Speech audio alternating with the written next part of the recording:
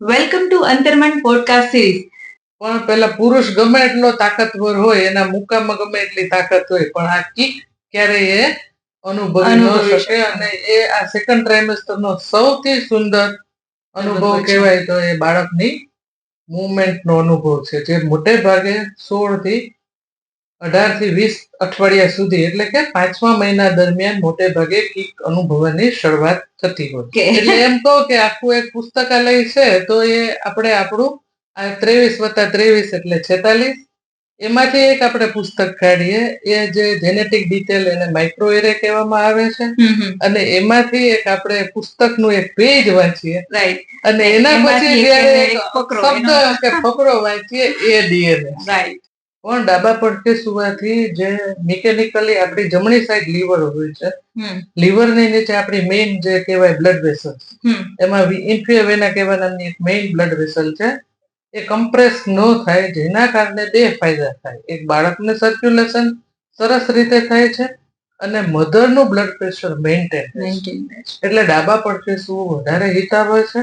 અને જે 4D sonography કહે છે લેમેનની ભાષામાં, એ એકચ્યુઅલી બાળકને એક્સટર્નલી કોના જેવું લાગે છે, માતા જેવું કે પિતા જેવું, કે એ તો ખાલી સમજાવવા માટેની વાત છે. પણ ખૂબ અગત્યનું છે કે ફેસ ઉપરથી બાળકના આપણે ઘણી બધા ખોડખાપણ જાણી શકીએ. જેમાં ખૂબ અગત્યનું છે એ ફાટેલા હોઠ અથવા ફાટેલા તાળવા, જેના માટે પછી જન્મ પછી ઘણી બધી સર્જરી કરવી પડે.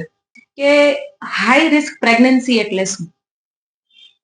હાઈ રિસ્ક પ્રેગ્નન્સી એટલે પ્રેગ્નન્સી સૌથી પહેલા તો ફિઝિયોલોજીકલ છે, એટલે કે એક સ્ત્રીના શરીરમાં અને જીવનમાં બનતી આ કુદરતી ઘટના છે જ્યારે સ્ત્રી પ્રેગ્નેન્ટ થાય.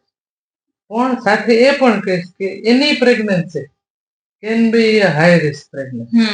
એકચ્યુઅલી લેક્ટેશનલ ફેલ્યોર જેવો કોઈ પ્રોબ્લેમ અમારી ટેક્સ્ટ બુકમાં ક્યાંય નથી.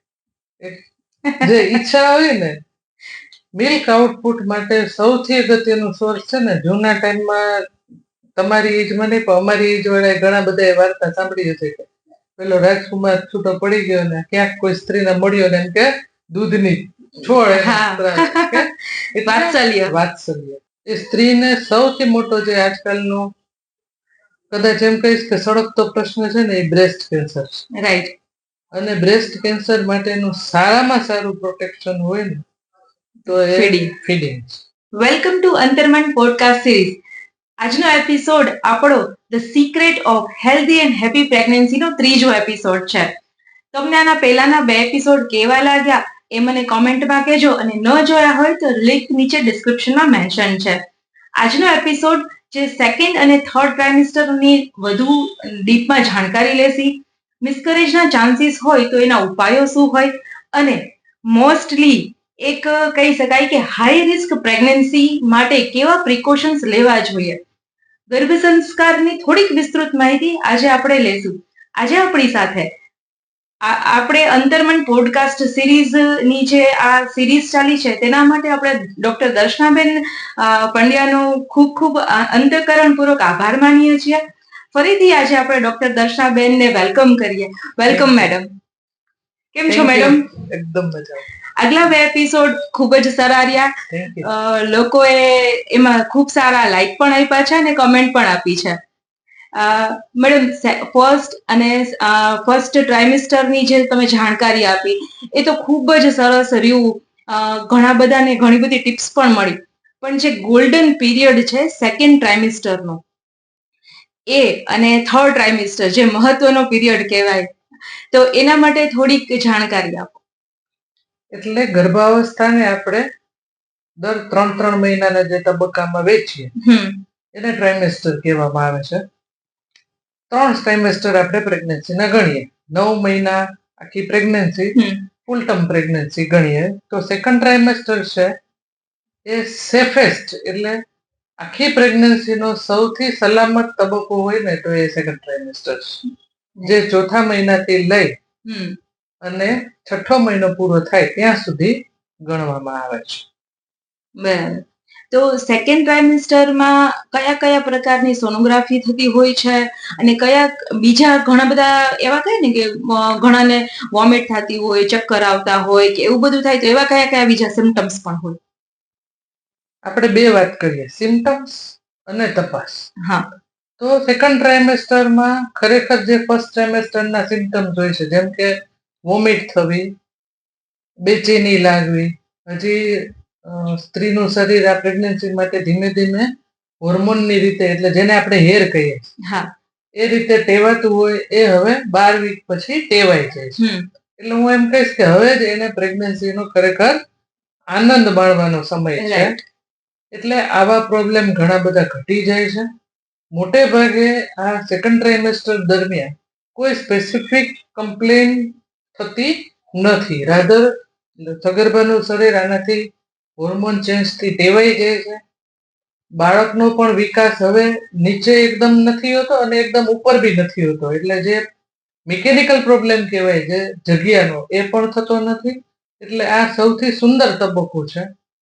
બાળકને કીક લાગવાની જે શરૂઆત થાય છે એ આ સેકન્ડ ટ્રાઇમેસ્ટરમાં માતા ફીલ કરે છે. અને એ હું એમ કહીશ કે એ ખૂબ અદ્ભુત વાત છે કે જ્યારે કોઈ સ્ત્રી પોતાના શરીરમાં એક બાળકની કીક અનુભવી શકે. પુરુષ ગમે એટલો મજબૂત હોય, જેમ આપણે વાત કરીએ કે હમણાં જ માઇક ટાઇસનની મેચ ગઈ અને આપણી પાસે મેરી કોમ બી એનું એક્ઝામ્પલ છે કે જે 3 બાળકોની માતા છતાંય બોક્સિંગમાં ઓલિમ્પિક ચેમ્પિયન છે, મેડલ જીતી શકે છે. પણ પેલા પુરુષ ગમે એટલો તાકાતવર હોય, એના મુકામાં ગમે એટલી તાકાત હોય, પણ આ કીક ક્યારેય એ અનુભવી ન શકે. અને એ આ સેકન્ડ ટ્રાઇમેસ્ટરનો સૌથી સુંદર અનુભવ કહેવાય તો એ બાળકની મૂવમેન્ટનો અનુભવ છે, જે મોટે ભાગે 16 થી 18 થી 20 અઠવાડિયા સુધી, એટલે કે 5મા મહિના દરમિયાન મોટે ભાગે કીક અનુભવવાની શરૂઆત થતી હોય છે. હવે તપાસની વાત કરીએ તો ખૂબ અગત્યની તપાસ, જે જો પહેલા 3 મહિનામાં ના થઈ હોય તો લોહીના ટકાની તપાસ, એટલે કે હિમોગ્લોબિન, સીબીસી ખૂબ અગત્યનું છે. એ આપણે પહેલા વાત કરી હતી એમ થેલેસેમિયાની તપાસ. બ્લડ શુગરની તપાસ પ્રેગ્નન્સીમાં જરા જુદી રીતે કરવામાં આવે છે.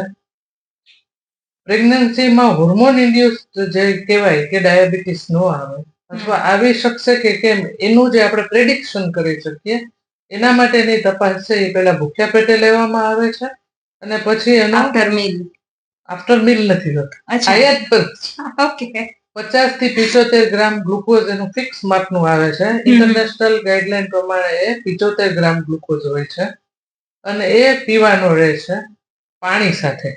એ પીધા પછી પણ 2 કલાક સુધી બીજું કશું લેવાનું નથી. અને પછી બ્લડ શુગરની તપાસ કરવામાં આવે છે. એને ગ્લુકોઝ ટોલરન્સ ટેસ્ટ કહેવાય છે. એ રીતે પ્રેગ્નન્સીમાં શુગરની તપાસ કરવામાં આવે છે. બીજી જે રૂટીન તપાસ છે, જેમ કે ઓસ્ટ્રેલિયા એન્ટીજન છે, HIV એટલે કે એઇડ્સ અંગેની તપાસ છે, કિડની ફંક્શન ટેસ્ટ જોવું જોઈએ, અને અમુક હાઈ રિસ્ક પ્રેગ્નન્સી જ્યારે આપણે પાછળથી વાત કરીશું ત્યારે સ્પેસિફિક તપાસ કરવાની હોય છે. ખૂબ અગત્યની છે થાઇરોઇડના બ્લડ ટેસ્ટની તપાસ છે, જે પહેલા કરી લેવી જોઈએ પ્રેગ્નન્સી પ્લાન કરતા પહેલા, કારણ કે બાળકના મનોશારીરિક વિકાસ માટે એ ખૂબ જરૂરી છે. હવે આપણે સોનોગ્રાફીની વાત કરીએ. સોનોગ્રાફી બહુ જ જરૂરી છે. જે આમાં આપણે ટ્રાઇમેસ્ટરમાં વાત કરી, એ ફર્સ્ટ ટ્રાઇમેસ્ટરમાં શરૂઆતમાં 8 થી 10 વીક પહેલા જે કરવામાં આવે છે, એ જે ગર્ભમાં ધબકારા આવ્યા કે નહીં, એને ડેટિંગ સ્કેન કહેવાય, કે એને પીરિયડની લાસ્ટ ડેટ પ્રમાણે જે ગર્ભનો વિકાસ બરાબર થઈ રહ્યો છે કે નહીં. ખૂબ અગત્યની છે. એ 11 થી 13 અઠવાડિયે કરવામાં આવતી તપાસ છે, જેને મેડિકલની ભાષામાં એન્ટી સ્કેન કહેવામાં આવે છે. એટલે 13 થી 11 થી 13 વીકમાં બાળકના ધબકારા ફીલ થઈ શકે છે. ધબકારા તો 6 વીક્સ આવી જાય. અચ્છા, 6 વીક્સ થી આવી જાય છે. સોનોગ્રાફી મશીન જ્યારે ખૂબ સારા આવે છે, એમાં મોટે ભાગે 6 થી 8 અઠવાડિયા દરમિયાન સંપૂર્ણ રીતે બાળકના હૃદયના ધબકારા આવી જાય. અને હું તમને કહીશ કે 5 વીક થાય ત્યારે સિંગલ ટ્યુબ હાર્ટનું ફોર્મેશન શરૂ થઈ જાય. 12 અઠવાડિયાની સોનોગ્રાફી ખૂબ અગત્યની છે, જે આપણે ગયા એપિસોડમાં પણ વાત કરી. એ જેનેટિક સ્કેન છે. એટલે અંદરનું ગર્ભસ્થ બાળક એમાં જે આપણે પેલા ડાઉન સિન્ડ્રોમની વાત કરી હતી એને જેને ટ્રાયસોમી કહેવામાં આવે છે એ આવવાની શક્યતા છે કે નહીં એ પ્રેડિક્શન સ્કાન ખૂબ અગત્યનો છે. અને જો એમાં એન્ટી સ્કાનમાં એવા કોઈ એબનોર્મલ પેરામીટર આવે તો બ્લડના માર્કર કહેવાય છે એ માર્કર ટેસ્ટ કરવાનો રહે. અને જેમાં આપણે આગળ બી વાત કરીએ એ પ્રમાણે જો હાઈ રિસ્ક પ્રેગ્નન્સી હોય જેમાં વારંવાર આ પ્રકારના બાળકોની ફેમિલી હિસ્ટ્રી હોય અથવા જેને ઇન્ડેક્સ કેસ કહેવામાં આવે છે કે આગલું બાળક એવું હોય તો અંદરના બાળકની ટસિયાનું પાણી લઈને આ પ્રકારની તપાસ કરવી પડે જેને ઇન્વેઝિવ ટેસ્ટિંગ કહેવાય છે. અને એક ધ્યાન દોરી દઉં કે હવે બધા ખૂબ અવેરનેસ રાખે છે એટલે એને એનઆઈપીટી કહેવામાં આવે છે. એનઆઈપીટી એટલે નોન ઇન્વેઝિવ ટેસ્ટિંગ છે જે આપણે માતાના બ્લડમાંથી જાણી શકીએ કે ગર્ભસ્થ બાળકનું રંગસૂત્રીય સ્ટ્રક્ચર શું છે. ઓકે, જે ડીએનએ કહેવાય, રાઈટ? ડીએનએ ના કહી શકાય. આપણે હજી એક વાત સાદી ભાષામાં વાત કરું તો કેરિયોટાઇપ છે એ રંગસૂત્રની તપાસ છે. ઓકે, હસબન્ડ માંથી 23 આવે, વાઇફ માંથી 23 આવે અને ફરી 46 અને XX અથવા XY જે આવે એ પ્રમાણે બાળક બને છે. બરાબર. XX અથવા XY માં જે X અથવા Y નો સોર્સ છે એ હસબન્ડ છે. રાઈટ. એટલે ભારપૂર્વક કહીશ કે હસબન્ડ માંથી જે આવે છે એના આધારે બાળકની જાતિ નક્કી થાય છે. જાતિ માટે નહીં પણ અમુક ઘણા બધા ડિસઓર્ડર્સ છે એ વાય રિલેટેડ ક્રોમોઝોમમાંથી પણ વારસામાં આવી શકે અને એ આખું ડિટેલ સાયન્સ છે કે એક્સ રિલેટેડ ડોમિનન્ટ કે રિસેસિવ ડિસઓર્ડર કહેવામાં આવે છે. જેની પણ આ ડિટેલ તપાસ થાય એના પછી ડીએનએ નો વારો આવે. ઓકે, એટલે એમ કહો કે આખું એક પુસ્તકાલય છે તો એ આપણે આપણું આ 23+23 એટલે 46 એમાંથી એક આપણે પુસ્તક કાઢીએ એ જે જેનેટિક ડિટેલ એને માઇક્રો એરે કહેવામાં આવે છે. અને એમાંથી એક આપણે પુસ્તકનું એક પેજ વાંચીએ અને એના પછી જ્યારે શબ્દ કે ફકરો વાંચીએ એ ડીએનએ. રાઈટ. ઓકે, ડીએનએ ની આટલી સરસ અને લેમેન લેંગ્વેજમાં સમજાવટ મેડમે બહુ સરસ આપી. મેડમ, આ તમે જે સોનોગ્રાફીની વાત થઈ, જે તપાસની વાત થઈ, એ અત્યારે લગભગ બધા કોમન છે ને લગભગ બધા ડોક્ટર આને કરાવતા જ હશે. પણ એક બહુ અગત્યનો મુદ્દો દરેક કપલ પાસે હોય છે કે પ્રેગ્નન્સી દરમિયાન સ્લીપિંગ પોઝિશન કેવી હોવી જોઈએ અને પાર્ટનર સાથેના રિલેશન કેવા. સ્લીપિંગ પોઝિશન પહેલા મધરની વાત કરીએ તો ડાબા પડખે સૂવું. એને કોઈ પણ કમ્ફર્ટેબલ પોઝિશન હોય એમાં સૂઈ શકે પણ ડાબા પડખે સુવાથી જે મિકેનિકલી આપણી જમણી સાઈડ લીવર હોય છે, લીવરની નીચે આપણી મેઇન જે કહેવાય બ્લડ વેસલ, એમાં ઇન્ફિયા વેના કહેવા નામની એક મેઇન બ્લડ વેસલ છે એ કમ્પ્રેસ ન થાય જેના કારણે બે ફાયદા થાય. એક બાળકને સર્ક્યુલેશન સરસ રીતે થાય છે અને મધરનું બ્લડ પ્રેશર મેન્ટેન એટલે ડાબા પડખે સૂવું વધારે હિતાવહ છે. પણ એવું નથી કે સીધા પણ ન સૂઈ શકે કે જમણા પડખે ના સૂવે. ઊંધા સૂવામાં ક્યારેક તકલીફ થઈ શકે એટલે પ્રિફરેબલી ડાબા પડખે સૂવું વધારે હિતાવહ છે. પતિ પત્નીના અંગત સંબંધોની વાત કરીએ તો એ શરૂઆતના તબક્કામાં એટલે કે ફર્સ્ટ ટ્રાઇમેસ્ટરમાં ટાળવા જોઈએ અને લેટ ટ્રાઇમેસ્ટર એટલે જ્યારે 9મો મહિનો અને ડિલિવરીનો સમય જેમ જેમ નજીક આવે એ દરમિયાન ટાળવા જોઈએ. અમુક સંજોગોમાં મેડમ એવું થતું હોય છે કે 8મા 9મા મહિના દરમિયાન માતાના ગર્ભમાંથી પાણી ઘટી જતું હોય છે અથવા તો વહેલો પાણી વોટર બેગ છે એ બસ થઈ જતી હોય છે. આના શું રીઝન્સ હોય? એ પેલા આપણે જ્યાંથી અધૂરી વાત મૂકી હતી એ સેકન્ડ ટ્રાઇમેસ્ટરની સોનોગ્રાફી અને પછી આ જે પાણી ઘટી જવાનો પ્રોબ્લેમ છે એ થર્ડ ટ્રાઇમેસ્ટરની સોનોગ્રાફીમાં છે. ઓકે, સેકન્ડ ટ્રાઇમેસ્ટરની સોનોગ્રાફીને આપણે ટાર્ગેટ સ્કેન કહેવામાં આવે છે જેમાં ગર્ભસ્થ બાળકના આપણે તમામ ઇન્ટરનલ અંગો જેમાં બ્રેઇન આવી જાય, હૃદયની તપાસ બેઝિક આવી જાય, પછી જેમાં કઈ પ્રોબ્લેમ લાગે ભલે બધે હૃદયની તપાસ આપણે ગર્ભસ્થ બાળકની અગાઉથી ખોડખાપણ જાણી નથી શકતા પણ મોટા ભાગની ઘણી બધી ખોડખાપણ જાણી શકાય, નિવારી પણ શકાય. એ આખું ફરી એક ડિટેલ સાયન્સ છે. બરાબર. અને જે બાળકના અગત્યના અંગો છે જેમ કે કિડની છે, લીવર છે, જે આપણા ચારે ચાર લીંબ એટલે કે હાથ પગ એને લગતી કોઈ ખોડખાપણ નથી, બાળકના હાડકાનો વિકાસ બરાબર છે કે નહીં, આ ખૂબ અગત્યના ફાઇન્ડિંગ છે. અને જે 4D સોનોગ્રાફી કહે છે લેમેનની ભાષામાં, એ એકચ્યુઅલી બાળકને એક્સટર્નલી કોના જેવું લાગે છે, માતા જેવું કે પિતા જેવું, કે એ તો ખાલી સમજાવવા માટેની વાત છે. પણ ખૂબ અગત્યનું છે કે ફેસ ઉપરથી બાળકના આપણે ઘણી બધા ખોડખાપણ જાણી શકીએ. જેમાં ખૂબ અગત્યનું છે એ ફાટેલા હોઠ અથવા ફાટેલા તાળવા, જેના માટે પછી જન્મ પછી ઘણી બધી સર્જરી કરવી પડે, અથવા એ એક સિન્ડ્રોમિક ચાઇલ્ડની પણ નિશાની હોઈ શકે જો ફેસ એબનોર્મલ હોય તો. એટલે 4D સોનોગ્રાફીમાં ફેસ જોવો પણ એટલા માટે જરૂરી હોય છે. ઘણી વખત હાથ પગ જે કહેવાય કે એકથી વધારે આંગળીઓ હોય તો પણ અંદરનું બાળક છે એ સિન્ડ્રોમિક ચાઇલ્ડ હોઈ શકે. એટલે આ ડિટેલ સેકન્ડ ટ્રાઇમેસ્ટર સોનોગ્રાફી થઈ, જેમાંનો એક ખૂબ અગત્યનો ભાગ છે એ ગર્ભજળ, રાઈટ, જે આપણે જેને ફ્લુઇડ કહીએ છીએ.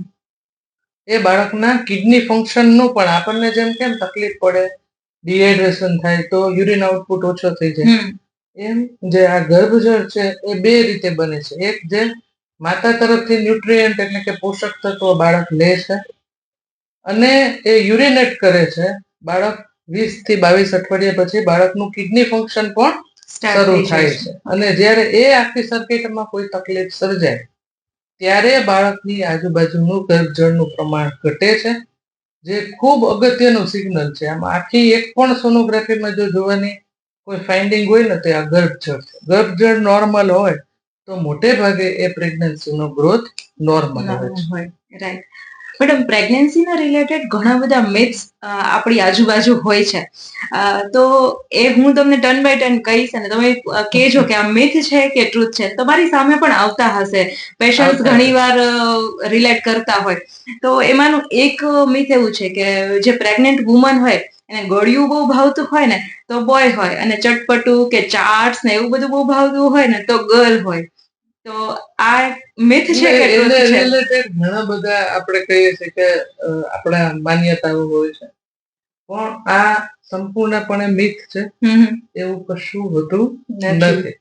દરેકના પોતાના લાઇકિંગ હોય છે અને પોતપોતાના ઇન્ડિવિડ્યુઅલ હોર્મોનલ સ્ટેટસ પ્રમાણે એના ફૂડના લાઇકિંગ ડે ટુ ડે પણ બદલાતા હોય છે. કે 2 દિવસ પહેલા જે ભાવતું હોય ત્રીજે દિવસે ના ભાવતું, અને જે ના ભાવતું હોય અચાનક ભાવવા લાગે. બીજું એક મિથ એવું હોય છે કે જે પ્રેગ્નન્ટ લેડી હોય છે એના સ્કિન ટોનમાં ચેન્જીસ આવતો હોય છે.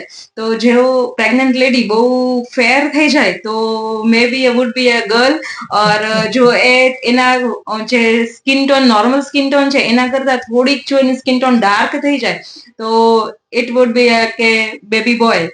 એકચ્યુઅલી આ માન્યતાઓને આપણે સપોર્ટ જ ના કરવી જોઈએ, કારણ કે એનાથી સ્ત્રીઓ પોતાની પ્રેગ્નન્સી વિશે, ગર્ભસ્થ બાળકની જાતિ વિશે ખૂબ વિચારતી થાય છે અને એના કારણે ક્યારેક એની હેલ્થ ઉપર અસર પડે છે.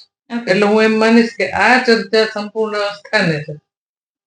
આ અંગે એવી કોઈ પણ વૈજ્ઞાનિક માન્યતા નથી કે માતાનું પોસ્ચર બદલાય, એનું પેટ વધારે નીકળ્યું છે કે બેકનો ભાગ વધારે નીકળ્યો છે. આના પછીની મારી આસ્ક ઈ જ હતી કે પેટનો ભાગ વધારે હોય તો બોય અને પાછળ કે હિપનો ભાગ વધારે નીકળ્યો હોય તો ગર્લ. બરાબર, કે સ્કિનનો કલર અથવા એના ફૂડના લાઇકિંગ એને અને આને વૈજ્ઞાનિક રીતે કોઈ જ સંબંધ નથી.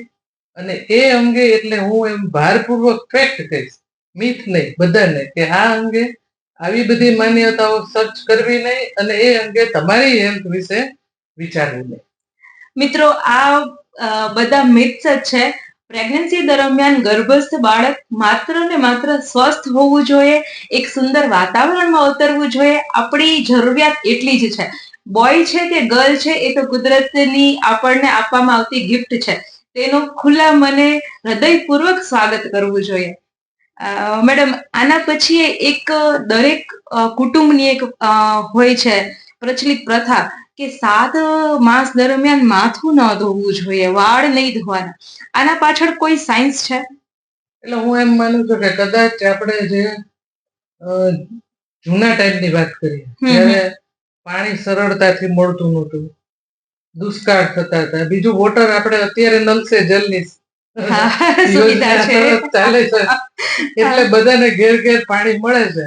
પેલા પાણી લેવા માટે સ્ત્રીએ જ કુવે જવું પડતું હતું, અથવા જ્યાં તળાવે દૂર ચાલીને. અને ઘણી વખત જયારે તમે 1985-86 થી તો લગભગ હું માનું ત્યાં સુધી 10 થી 12 વર્ષ સુધી ગુજરાતમાં વરસાદ નહોતો ને સતત એ આખો દાયકો દુષ્કાળનો હતો.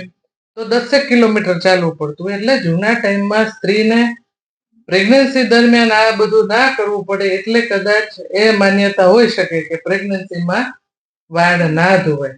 અને એ પણ પાછું એવું હોય કે પહેલી વાર જ ન ધોવાય, બીજી વાર ધોવાય. પહેલી વખતે સ્ત્રી અનુભવી થઈ ગઈ હોય કે હવે મારે શું થશે, એને ડેન્જર સિગ્નલ ની કદાચ ખબર પડવા માંડે છે.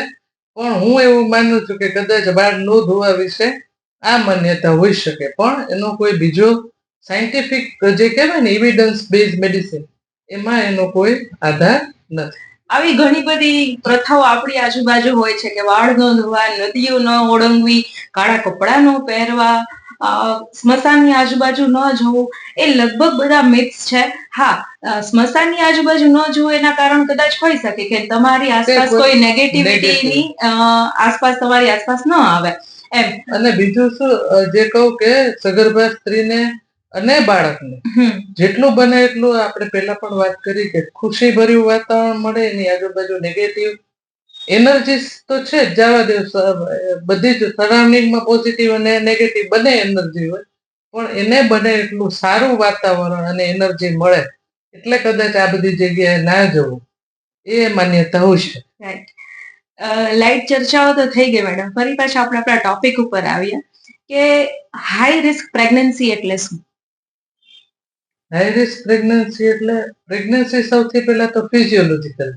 એટલે કે એક સ્ત્રીના શરીરમાં અને જીવનમાં બનતી આ કુદરતી ઘટના છે જ્યારે સ્ત્રી પ્રેગ્નેન્ટ થાય. પણ સાથે એ પણ કહીશ કે એની pregnancy can be high risk pregnancy, જેને 9 મહિના દરમિયાન કશું ના થયું હોય અને સડનલી બ્લડ પ્રેશર વધે તો બી હાઈ રિસ્ક પ્રેગ્નન્સી કહેવાય. એને પ્રેગ્નન્સી ઇન્ડ્યુસ ઘણા બધા હોર્મોનલ ડિઝીઝ છે, જેમાં મોસ્ટ કોમન છે જેને જેસ્ટેશનલ ડાયાબિટીસ કહીએ છીએ. જે પ્રેગ્નન્સી ઇન્ડ્યુસ ડાયાબિટીસ છે એ ડાયગ્નોઝ થાય તો પણ એ હાઈ રિસ્ક પ્રેગ્નન્સી થાય છે. પછી એટલે આ મેડિકલ ડિસઓર્ડરની વાત થઈ.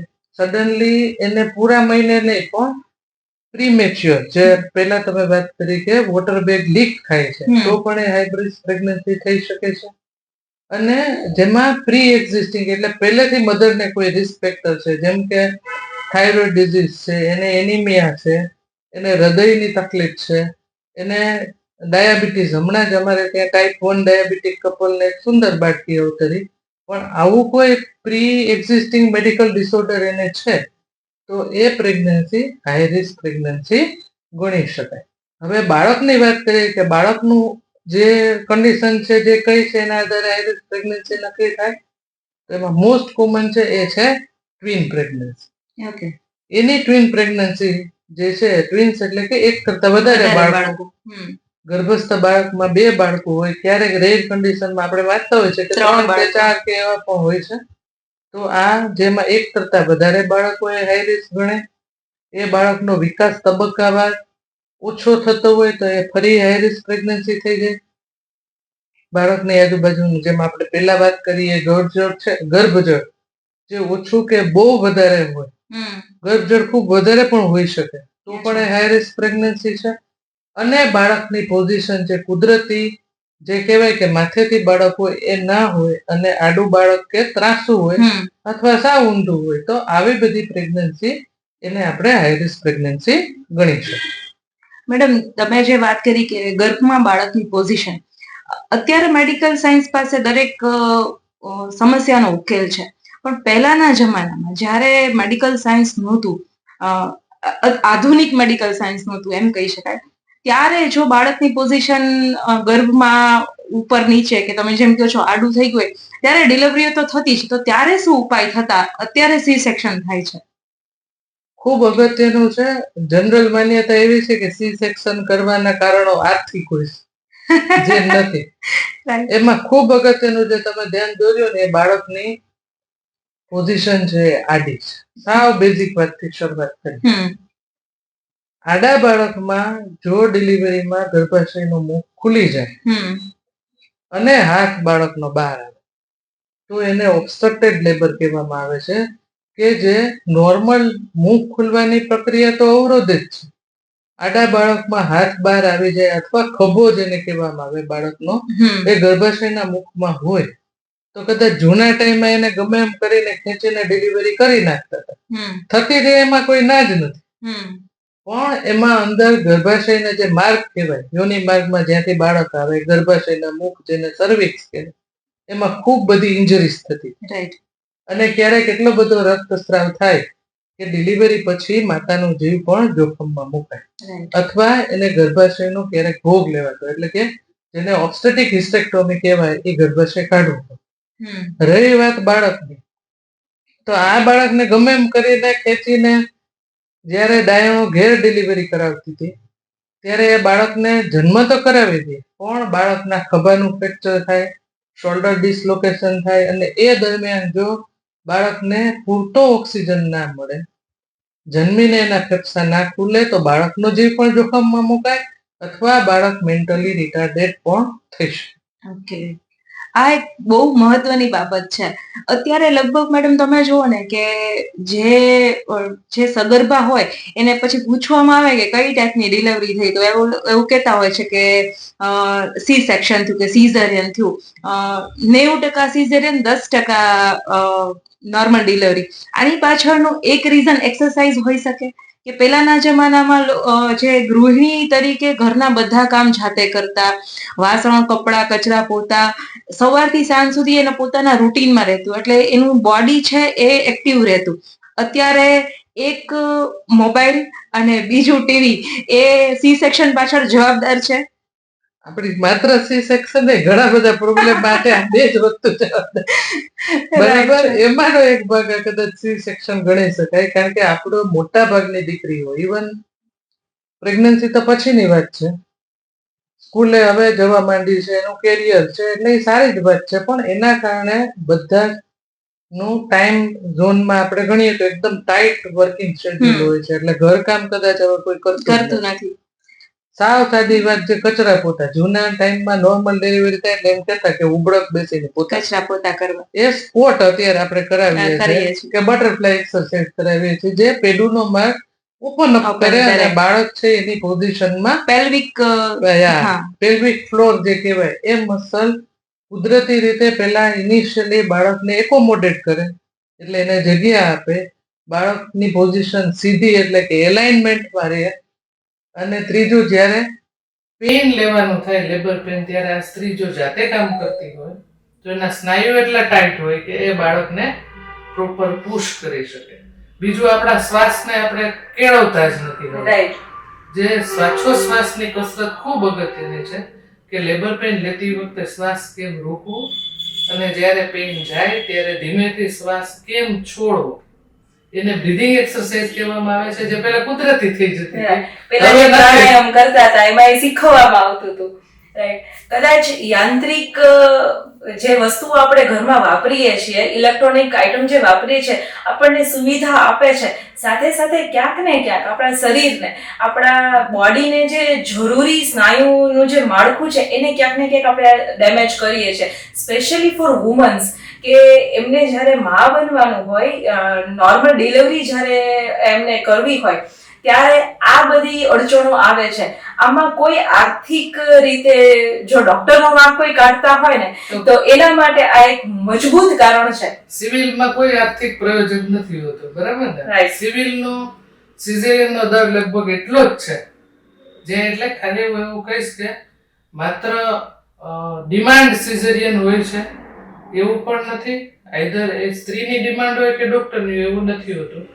બીજું ખૂબ અગત્યનું છે, જે આપણે માતાનો અને બાળકનો મૃત્યુદર ઘટાડવો અને બાળકને થતી અને માતાને થતી મોર્બિડિટીઝ, એટલે મેં જેમ પહેલા વાત કરી કે ડિલિવરીનો માર્ગ છે જેમાં પેટથી લઈ અને યોનિ માર્ગ સુધીમાં કોઈ આંતરિક કે બાહ્ય ઈજા ના થાય, બાળક જન્મે પછી એ સારી કન્ડિશનમાં હોય, એને ઓક્સિજન, જેમ દેશીમાં આપણે કહીએ છીએ કે જન્મીને રડ્યું નહીં ને એટલે એને તકલીફ પડી ગઈ, તો એના લંગ પ્રોપરલી એક્સપાન્ડ ના થાય, આવી ઘણી બધી બાબતો ડિલિવરી માટે કે સિઝેરિયનના નિર્ણય માટે જવાબદાર હોય છે. મોટા ભાગના કિસ્સામાં અગાઉથી સિઝેરિયન કરવું એવું કોઈ પ્લાનિંગ હોતું નથી. અમુક કન્ડિશન હોય છે જેમાં મેલીનો ભાગ આગળ હોય, જેને પ્લેસેન્ટા પ્રિવિયા કહી અથવા ટ્વિન્સ કહ્યું, મેં કહ્યું મેડિકલ ડિસઓર્ડર કાંઈ હોય, એવી કોઈ કન્ડિશન હોય, અથવા બાળક ઊંધું હોય કે આડું હોય જેની નોર્મલ ડિલિવરી સરળતાથી શક્ય નથી, એવી કન્ડિશનમાં જ સિઝેરિયનનો નિર્ણય અગાઉથી લેવામાં આવે છે. જેને અગાઉથી સિઝેરિયન હોય અથવા જે મેં કહ્યું એમ આવી બધી હાઈ રિસ્ક પ્રેગ્નન્સી હોય એ સિવાય અગાઉથી સિઝેરિયન કરવું એવું પ્લાનિંગ હોતું નથી. Type 1, type 2 diabetes, hypertension, thyroid આ બધાય તો પ્રેગ્નન્સી માટે હાઈ રિસ્ક છે જ, પણ આજકાલ બહુ ચર્ચાતી એલર્જીક એસ્થમા. એલર્જીક એસ્થમાનું જે પંપ લેવાય છે કે કોઈ લેડી છે એને પહેલાથી જ એલર્જી હોય અને પંપ લેતી હોય તો પ્રેગ્નન્સી દરમિયાન એને અવોઇડ કરવો કે બીજી કોઈ ટેબ્લેટ લેવી કે શું કરવું? અસ્થમા એકચ્યુઅલી એવી કન્ડિશન છે કે જેમાં કોઈને પણ અસ્થમા હોય, એ એલર્જી પણ હોઈ શકે. ખૂબ જાણીતું એક આપણા જાહેર વ્યક્તિત્વ હોય તેનું એક્ઝામ્પલ છે સ્ટીરોઇડ ડિપેન્ડન્ટ અસ્થમા પણ હોઈ શકે. રાઈટ. થી લઈને એ પ્રેગ્નન્સીમાં ઇન ટોટો ન્યૂ ફાઇન્ડિંગ હોઈ શકે. કોઈને પણ જેને અસ્થમા કોઈ પણ પ્રકારનો હોય તો એની ફેફસાની જે કહેવાય કે વર્કિંગ કેપેસિટી અથવા પલ્મોનરી રિઝર્વ ઓછું હોય છે, નબળું હોય. રાઈટ. એના એના કારણે સેકન્ડરી પ્રેશર હાર્ટ પર પણ પ્રેગ્નન્સીમાં આવે છે. એટલે એનો કાર્ડિયો પલ્મોનરી રિઝર્વ કોઈ પણ સ્ત્રીનો પ્રેગ્નન્સીમાં ઓછો હોય. પેલું કારણ છે એ મિકેનિકલ છે, જેમાં બાળક જેમ જેમ મોટું થાય એને ઉપર આવે છે, એટલે એ ફેફસા પર પણ દબાણ કરે છે અને હૃદય પર દબાણ કરે છે. બીજું હોર્મોનના થતા ફેરફારો છે. અને ત્રીજું કે અત્યારે આપણે જોઈએ છે કે ડે બાય ડે આપણું વાતાવરણમાં પોલ્યુશન વધતું જાય છે, એટલે એલર્જીક અસ્થમા થઈ શકે. કોઈ પણ પ્રકારની જ્યારે સ્ત્રીને શ્વાસની તકલીફ હોય એટલે એક તો જાતે નિદાન ન કરવું ખૂબ અગત્યનું છે કે મને શેના કારણે અસ્થમા છે. એ પલ્મોનરી અસ્થમા એટલે કે ફેફસાનો અસ્થમા હોય તો એના કારણો જુદા હોય, અને કાર્ડિયક હોય તો પણ કારણો અને મેનેજમેન્ટ જુદા હોય. એટલે સૌથી પહેલા તો નિષ્ણાંત પાસે જ જવું, અને નિષ્ણાંત જે લખી આપે પછી એ રોટાકેપ હોઈ શકે, બ્રોન્કોડાયલેટર્સ હોઈ શકે, તમને પલ્મોનરી એક્સરસાઇઝ શીખવે એટલે કે ફેફસાની ક્ષમતા વધે, આવા ઘણા બધા મેનેજમેન્ટ હોય છે. દવાઓ પણ હોય છે. તો એની નિષ્ણાંતની સલાહ પ્રમાણે દવા અને મેનેજમેન્ટ ચાલુ રાખવું. આપણને ખ્યાલ હોય કે આનાથી મને એલર્જી થાય છે તો એવા વાતાવરણમાં જવાનું ટાળવું, જેમાં ખૂબ અગત્યનું છે એ જેમાં ડસ્ટી હોય, એટલે કે ધૂળ રજકણો હોય, ફ્રેગ્રન્સીસ હોય, અને એલર્જી ટેસ્ટમાં જો ખબર હોય કે મને આ એલર્જી છે તો એ એલર્જીક સિગ્નલ આપણે અવોઇડ કરવાનું, ટાળવાનું. મેડમ, આ વાત થઈ પ્રેગ્નન્સી અને પ્રેગ્નન્સીના પ્રિકોશન્સની. વાત હવે આપણે બીજા ટોપિક ઉપર આવીએ તો એ છે પ્રી મેચ્યોર ડિલિવરી કે પ્રી મેચ્યોર ડિલિવરી અથવા તો મિસકેરેજ. બંને જુદી વસ્તુ. હા, બંને અલગ અલગ ટોપિક છે અને પ્રી મેચ્યોર ડિલિવરી અલગ છે. આપણે મિસકેરેજની વાત કરીએ તો આઇસોલેટેડ એટલે કે સિંગલ મિસકેરેજ કોઈ પણ સ્ત્રીને થવું તો એ એક કદાચ સરપ્રાઇઝિંગલી લાગશે પણ એક નેચરલ પ્રક્રિયા છે. ઓકે. ઘણી વખત બીજ ફલિત થાય છે, પણ એટલે જૂના સમયમાં કહેતા કે જાણ્યું અજાણ્યું હતું ને નીકળી ગયું. તો ઘણી વખત એને ઇમ્પ્લાન્ટેશન ફેલિયર કહેવામાં આવે છે. એ સાવ સાદું મિસકેરેજનો એક પ્રકાર છે. પછી એમાં ક્યારેક સ્ત્રીને બ્લીડિંગ થતું રહે છે, પણ જે અટકાવી શકાય એવા તબક્કે હોય તો એને થ્રેટન્ડ અબોર્શન કહીએ છીએ. અને પછી જ્યારે એ તબક્કામાં આગળ વધી જાય અને એબોર્શન કે મિસકેરેજ આપણે અટકાવી ન શકીએ, અને જો ફર્સ્ટ ટ્રાઇમેસ્ટર કે પહેલા 3 મહિના દરમિયાન જો એ પ્રેગ્નન્સી લોસ થાય તો એને મિસકેરેજ કહેવામાં આવે છે. સેકન્ડ ટ્રાઇમેસ્ટર એટલે કે 5મા મહિના દરમિયાન થવાના મિસકેરેજના કારણો અલગ હોય છે, જેમાં સૌથી સામાન્ય કારણ છે ગર્ભાશયના મુખનું નબળું હોવું. એટલે 5મા-6ઠા મહિને જો મુખ ખુલી જતું હોય અને બાળક પેઇનલેસ એટલે કે દુખાવા વગર નીકળી જતું હોય તો એ પણ એક મિસકેરેજ છે, અને એને સેકન્ડ પ્રેગ્નન્સીમાં ટાંકો લઈને આપણે અટકાવી શકીએ. ઘણી સ્ત્રીઓને વારંવાર મિસકેરેજ થઈ જાય છે. 2 કે 3 થી વધારે વાર મિસકેરેજ થતા હોય તો એને રિપીટેડ પ્રેગ્નન્સી લોસ કહેવામાં આવે છે. એના માટેની ડિટેલ કપલની તપાસ કરવી ખૂબ જરૂરી છે, માત્ર સ્ત્રીની નહીં. અને પછી પ્લાન કરીને પ્રેગ્નન્સી રાખવાની. અને મિસકેરેજ કહેવાય. રાઈટ.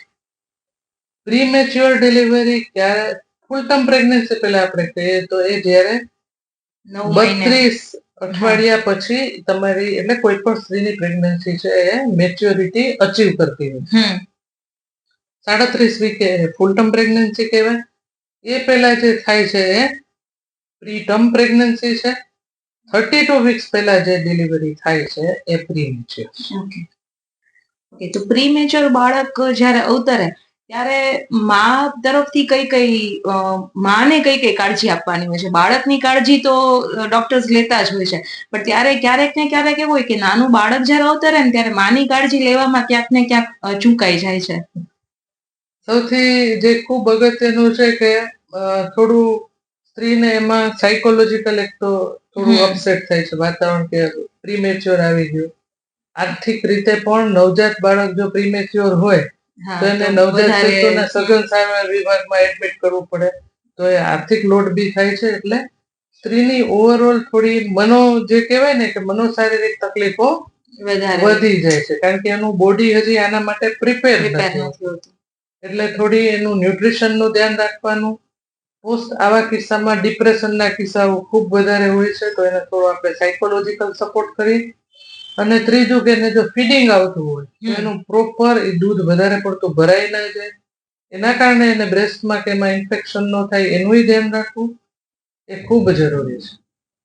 જો નવજાત શિશુને, એટલે કે બહુ પ્રીમેચ્યોરલી અવતર્યું ના હોય, તો એ નવજાત બાળક જ્યારે ડિસ્ચાર્જ થઈને ઘેર આવે ત્યારે બાળકને કાંગારૂ કેર જેને કહેવામાં આવે છે, ફરી ક્યારેક આપણને સમય મળશે તો એના વિશે પણ ચર્ચા કરશું. એ કાંગારૂ કેરમાં રાખવાથી બાળકનો ગ્રોથ અને એને તકલીફો, નવજાત બાળકને થતી તકલીફો ઘણી બધી નિવારી શકાય છે. એટલે એનું ટેમ્પરેચર મેન્ટેન કરવું, એને બને એટલું ક્રોસ ઇન્ફેક્શન ન થાય એ ખૂબ ધ્યાન રાખવું ઘરમાં જરૂરી છે. અને ત્રીજું કે એને માતાનું દૂધ આપવું એ પણ એટલું જ અગત્યનું છે. અને એને જે મિલ્ક આપવાની ટેકનિક છે એ નવજાત શિશુના નિષ્ણાત પાસેથી શીખી લેવાય. તમે જે ફીડિંગની વાત કરી, તો ફર્સ્ટ ફીડિંગ બાળક માટે તો ખૂબ જ મહત્વનું, કે અમૃત કહી શકાય એવું હોય. પણ ઘણીવાર લેડીઝને ફીડિંગ આવતું ન હોય, અથવા તો ત્યારે જે લેડીઝના મનમાં હોય કે હું મારા બાળકને જે ખોરાકની નીડ છે એ આપી નથી શકતી, ત્યારે એના માઇન્ડમાં એક તમે જે કીધું ડિપ્રેશન જેવી સ્થિતિ સર્જાય છે, તો એના માટે કઈ ખાસ ટિપ્સ આપશો તમે? એકચ્યુઅલી લેક્ટેશનલ ફેલ્યોર જેવો કોઈ પ્રોબ્લેમ અમારી ટેક્સ્ટ બુકમાં ક્યાંય નથી. જે ઈચ્છા હોય ને મિલ્ક આઉટપુટ માટે સૌથી અગત્યનું સોર્સ છે ને, જૂના ટાઈમમાં તમારી એજમાં નહીં પણ અમારી એજ વાળા ઘણા બધા વાર્તા સાંભળી હશે કે પેલો રાજકુમાર છૂટો પડી ગયો ને ક્યાંક કોઈ સ્ત્રીને મળ્યો ને એમ કે દૂધની છોડ, વાત્સલ્ય. તો એ સ્ત્રીની પોતાની દૂધ આપવાની ઈચ્છા એ સૌથી મોટામાં મોટું સિગ્નલ છે દૂધ આવવા માટે, ધાવણ આવવા માટે. અને એ બાળકના હોઠનો સ્પર્શ જ્યારે નિપલને થાય છે, અને જેટલું સકિંગ વધારે હોય છે એટલું મિલ્કનું આઉટપુટ વધારે આવે જ છે. કુદરતે વ્યવસ્થા કરી છે, પણ એ વ્યવસ્થાને કેમ જાળવવી એ આપણા હાથમાં છે. મેડમ, ફર્સ્ટ ફીડિંગ જ્યારે બાળક લે છે એ બાળક માટે જેટલું મહત્વનું છે, તો શું સ્ત્રી માટે એટલું જ મહત્વનું છે? ખૂબ મહત્વનું છે. એ સ્ત્રીને સૌથી મોટો જે આજકાલનો કદાચ એમ કહીશ કે સળગતો પ્રશ્ન છે ને, એ બ્રેસ્ટ કેન્સર છે. રાઈટ. અને બ્રેસ્ટ કેન્સર માટેનું સારામાં સારું પ્રોટેક્શન હોય ને તો એ ફીડિંગ છે. જે સ્ત્રીની ડિલિવરી વહેલી, એટલે કે 30 વર્ષ પહેલા થતી હોય, એ 1 થી વધારે 2 ડિલિવરી થઈ હોય અને બંને વખત એને સ્તનપાન કરાવ્યું હોય, તો બ્રેસ્ટ કેન્સર થવાનું રિસ્ક 30% થી પણ ઓછું થઈ જાય છે. એટલે સ્તનપાન કરાવવાથી સૌથી મોટો પ્રોબ્લેમ છે બ્રેસ્ટ કેન્સરનો ટાળી શકાય. બીજું જે છે કે એના માટે જે એક્સેસ કેલરી વપરાય બોડીની, તો ડિલિવરી પછી જે સ્ત્રીનું બોડી શેપ અપ છે એ આપોઆપ થઈ જાય. ઓબેસિટીના પ્રોબ્લેમ ટાળી શકાય અને મધર અને બાળકનું જે ઇમોશનલ બોન્ડિંગ છે ને એ ખૂબ સારું થાય છે. કુદરતે દરેક વ્યવસ્થા સ્ત્રી માટે કરી જ છે. ગર્ભધાન જ્યારે થયું છે એ પછી બોડી વધ્યું છે, તમારા શરીરમાં ચરબીઓનો થર જામ્યો છે, તો એ બાળકને ફીડિંગ કરાવો એટલે એ આપોઆપ એના શેપમાં આવી જશે. દરેક અંગો આપણા ઇન્ટરનલ હોય કે આઉટર સાઇડના અંગો છે એને પોતાની જાતે જ હિલિંગ મળી જાય છે. આપણું બોડી એવી જ રીતે સંચરે છે. રાઈટ? ઓકે મેડમ, આના પછી એક જનરલ ગુજરાતી ટોક છે કે પહેલવાન એને જ કહેવાય જેની માએ સવાસુર સૂંઠ ખાધી હોય અને સવામણ ઘી ખાધું હોય. આના માટે શું ટિપ્પણી કરશો? કોની માએ સવા શેર સૂંઠ ખાધી? એના માટે કદાચ આપણું એન્શિયન્ટ જે લાઈફસ્ટાઈલ હતી એ જવાબદાર છે કે ભાઈ જૂના ટાઈમમાં સ્ત્રીને કદાચ ઘી આવા સંજોગોમાં જ મળતું. હા, આપણું કલ્ચર છે અને સ્ત્રીનો પોતાનો સ્વભાવ છે કે હંમેશા ન્યુટ્રિશન કોઈ બી હોય ને તે પોતાના ઘરના એટલે કે હસબન્ડ માટે, બાળકો માટે, પરિવારના સભ્યો માટે પહેલા રાખશે ને પોતાની જાતને પછી આવશે. એટલે આ સમયે જો એને ઘી ના બધા આવું આપવામાં આવે, વસાણા અને ઘી, તો એને ઈ બાને જે એક તો ઘી એટલે કે એની કેલરી રિક્વાયરમેન્ટ વધી જાય ડિલિવરી પછી. લેક્ટેશનલ મધરની રિક્વાયરમેન્ટ છે, સપોઝ આપણે એમ કહીએ કે એક નોર્મલ લેડીની 1000 કેલરી છે, પ્રેગ્નન્સીમાં એ 1200 કેલરી થાય છે, તો લેક્ટેશનલ મોમની છે એ 1500 કેલરી. એટલે સૌથી વધારે એની કેલરી રિક્વાયરમેન્ટ ત્યારે હોય છે તો ઘી અને ગોળ. આ બધા પાક આપણે કન્વેન્શનલી ખાંડમાં નથી બનાવતા, ગોળમાં બનાવીએ. તો ગોળથી, અને એમાં જો દેશી ગોળ હોય તો એ લો તત્વ ડિલિવરીમાં જે બ્લડ લોસ થયો હોય એ આયર્નની પૂર્તિ કરે છે, એની કેલરી રિક્વાયરમેન્ટ જળવાય છે. અને જે આપણે આયુર્વેદિક સાયન્સ પ્રમાણે આ જે બધા વસાણા છે, સૂંઠ છે, મેથી છે, તો એવું કહેવામાં આવે છે કે એનાથી પોસ્ટપાર્ટમ જે પેઇન નથી થતા. ખાસ કરીને મેથી અને ગુંદ ને આ બધાથી એવું કહેવાય કે કમરના દુખાવા નથી થતા.